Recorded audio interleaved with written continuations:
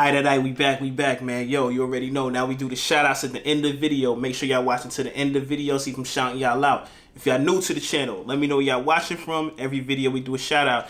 As you can see, New York looking nice today, man. Let me know how lovely is looking where y'all at. Now we gonna get into this video real quick. I ran into a dope piece by Hip Hop Madness. Shout out Hip Hop Madness on this day joint. I say, yo, I want to share with y'all, you know what I mean? I want to do a reaction to it. It's why do UK rappers fail in America? We gonna get to it. We gonna talk about it. Let's see what they talking about.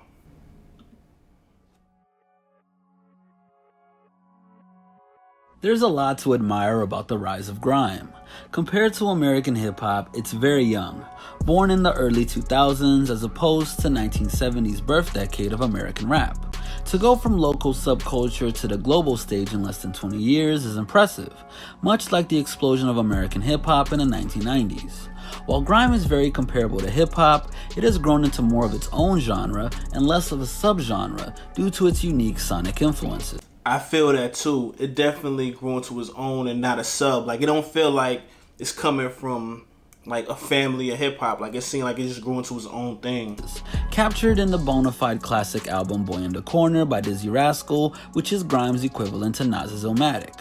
Would y'all say that also? Would y'all say Dizzy Rascal Boy in the Corner is the pretty much the biggest hip-hop grime album of all times? We had this debate on live too. Y'all let me know. Among these sonic influences include UK garage and house music, hip-hop, and Afrobeats, and seeing that the majority of grime artists are first and second generation black British men.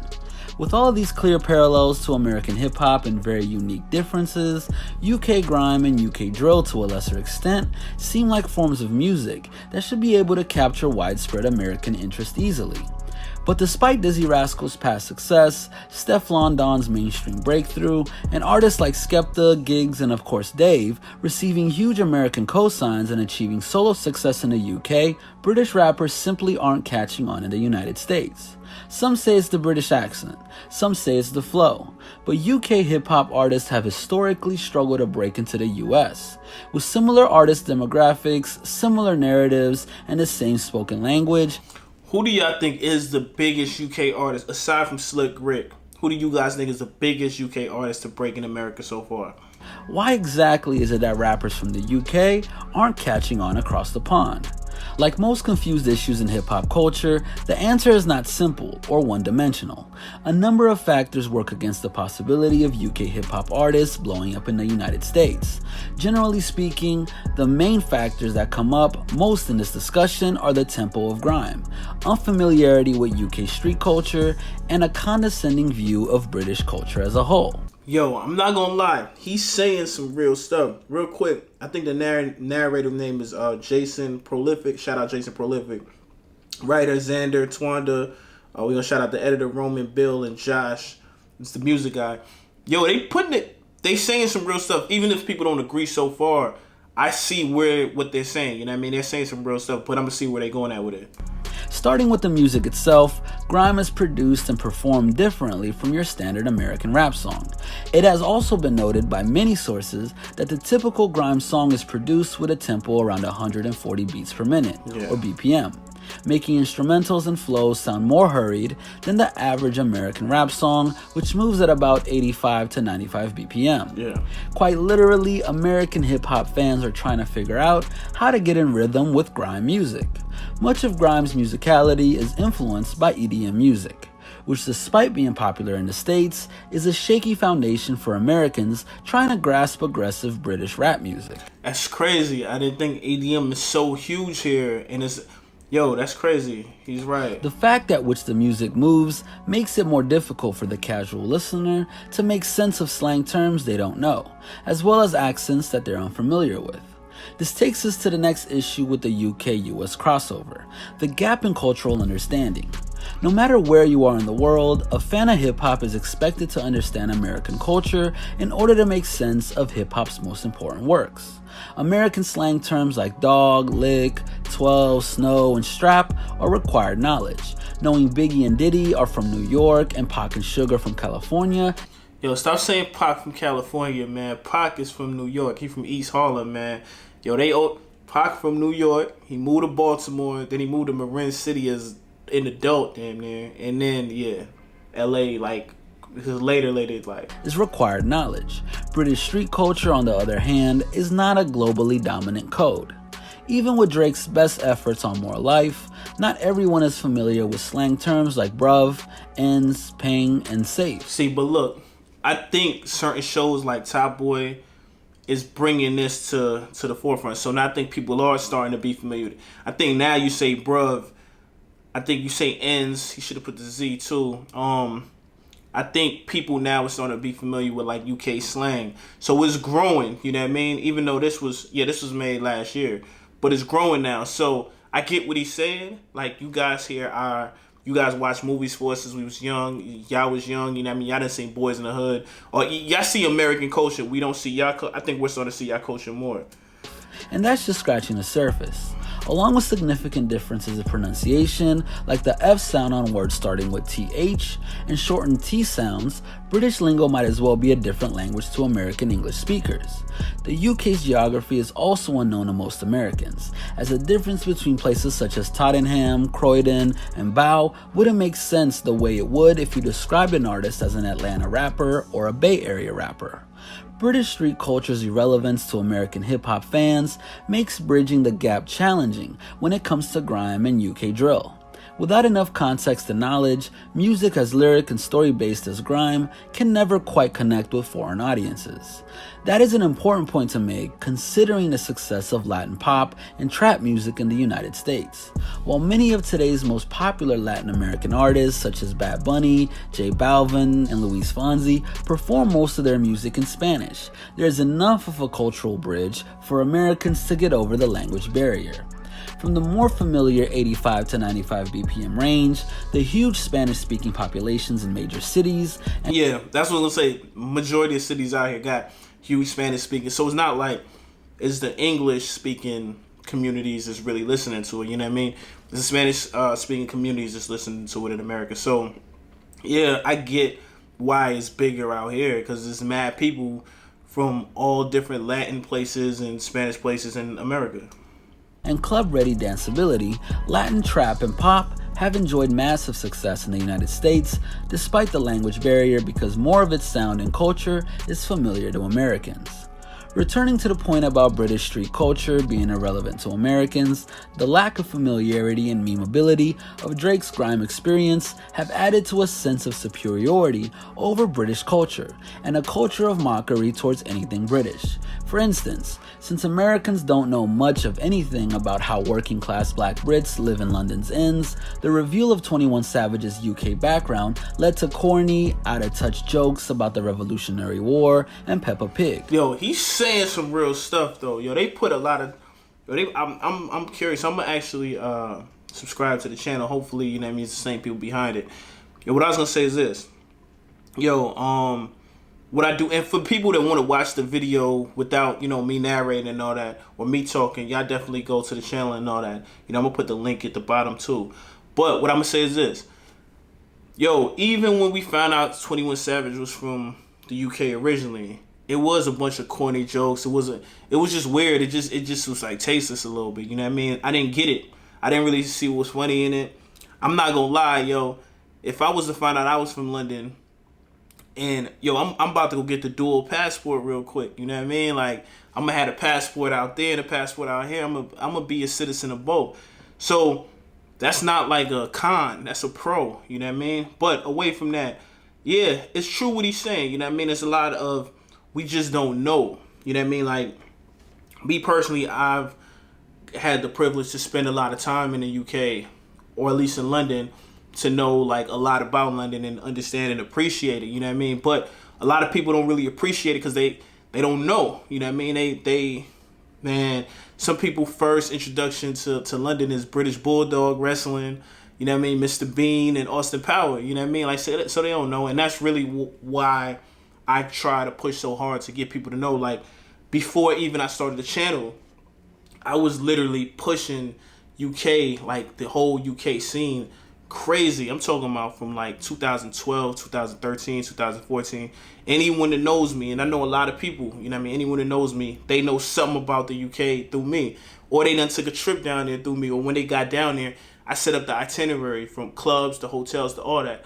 So I've been pushing this, but you know, once people find out, they gonna know like, yo, the UK is dope, man. You know what I mean? So all that little corny 21 Savage stuff, that was weird to me. That was lame. I didn't even think anything was funny. I didn't participate in reading the memes like that. I seen a few just because I was on IG like everybody else. But yeah, let's get back to it though. That kind of got me upset. I ain't even gonna lie. That's as absurd as invoking Paul Revere and Bob the Builder to mock a rapper revealing that he was born in the States.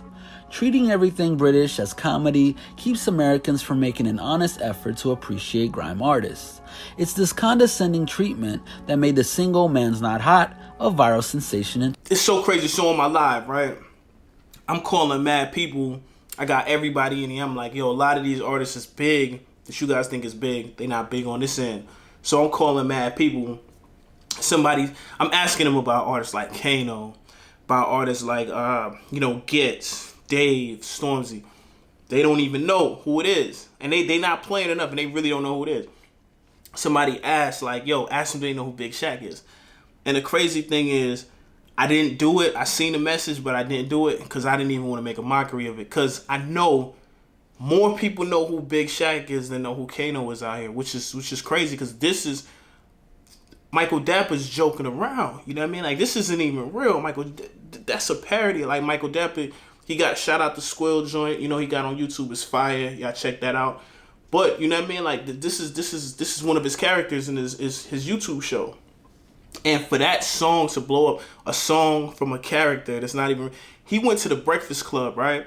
And when he went to the Breakfast Club, he was talking about the beef between MC Shams, like the other character he got, and Big Shaq. And they thought he was talking about real beef. They didn't understand, like, they didn't even really know, like, this is a show. You know what I mean? So it's so crazy, like, Michael Dapper as Big Shaq is more known than Dave. You know what I mean? When these dudes is putting out quality work. But that's going to get fixed. We're going to fix that. You know what I mean? In 2017, Big Shaq, formerly known as Roadman Shaq, is a parody roadman rapper played by British comedian Michael DePauw. Big Shaq is a comedic character representing the roadman or British street aesthetic, as well as a struggling grime artist on the come-up.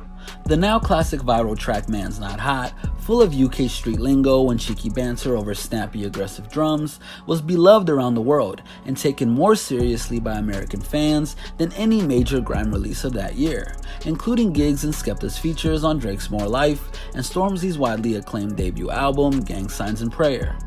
The success of Man's Not Hot said a lot about Americans' current collective attitude towards British hip-hop culture. Mostly, the celebration of Big Shaq made it clear that American hip-hop fans view British rap culture as a goofy, accented imitation of American hip-hop culture. I think that's changing. And we gotta also know there's a lot of kids that's behind the computers, there's a lot of kids that's behind the internet. So we could take that with a grain of salt, you know what I mean? Like, it ain't like people I know would be, you know what I mean, on it like that, but let's keep it going. So when presented as comedy, everything cool about grime and British rappers can be appreciated. But when presented as serious attempts at art and storytelling, UK rappers get tuned out because it simply isn't real to American listeners, despite plenty of similarities between the stories of South London's finest and the more well-known stories of New York and LA rap legends.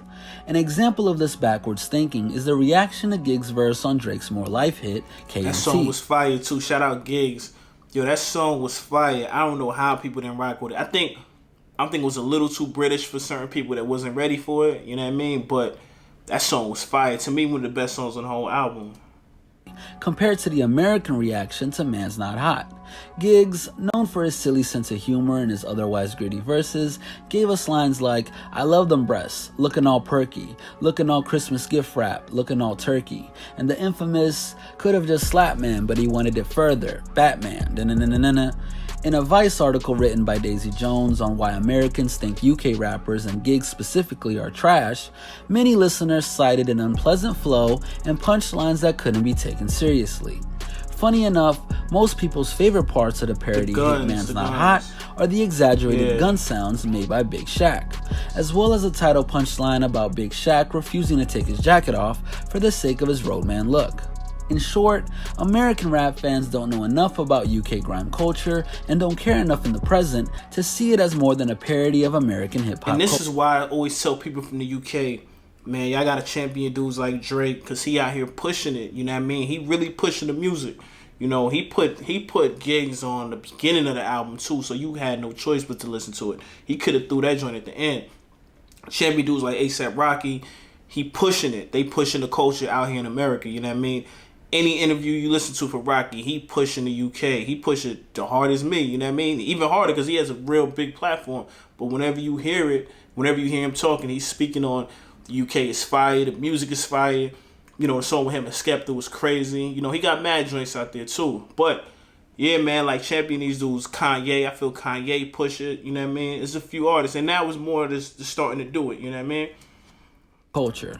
While this is disappointing, grime artists are proving they don't need the validation of blowing up in the States in order to make noise and be respected by the rest of the world. Hopefully, our brothers and sisters on the other side of the Atlantic can join us on the way up. This has been a Hip Hop Madness original. Make sure to stay tuned and stay up to date with everything we got going on by hitting that subscribe button and notification bell. Oh, and don't forget to follow us on Instagram. Yo, shout out Hip Hop Madness, man. Yo, y'all show them love. Everybody that watch this, man, go over watch it on their joint. You know what I mean? Show them love. Go subscribe to them. Shout out the narrator, man, Jason Prolific. Shout out Xander, Swada. Shout out the editor, Roman Bill. Shout out Josh Petrucci, yo. If I'm pronouncing your name wrong, my bad, man. Yo, real quick, what I do want to say is I'm mad they didn't really touch on drill like that. They definitely should have touched on dudes like Unknown T. They should have touched on dudes like Dutch Avelli. They should have touched on dudes like Harlem Spartan and OFB, I think, in here, because I think the drill is kind of like making its runs in America a little more right now, the UK drill. But, you know what I mean? It was dope, man. It was dope. I think they should have touched on when Chip came to America, too. You know what I mean? But that was a fire article. I'm definitely going to go subscribe. I liked it a lot. And I'm going to do my shout-out, too. We're going to shout out my, we're going to shout out, who we shouting out today? Yo, we shouting out somebody from a dope spot, man. This is Bell Banger Malunda, watching from Tasmania. If y'all don't know, that's where the Tasmania Devil is in Australia. Shout out Tasmania. Shout out Bell Banger. Real talk. Now, y'all let me know what y'all think about it. Let me know if the joint was fire in the comments with the fire signs. And I'm going to see y'all on the next one, all right? Peace.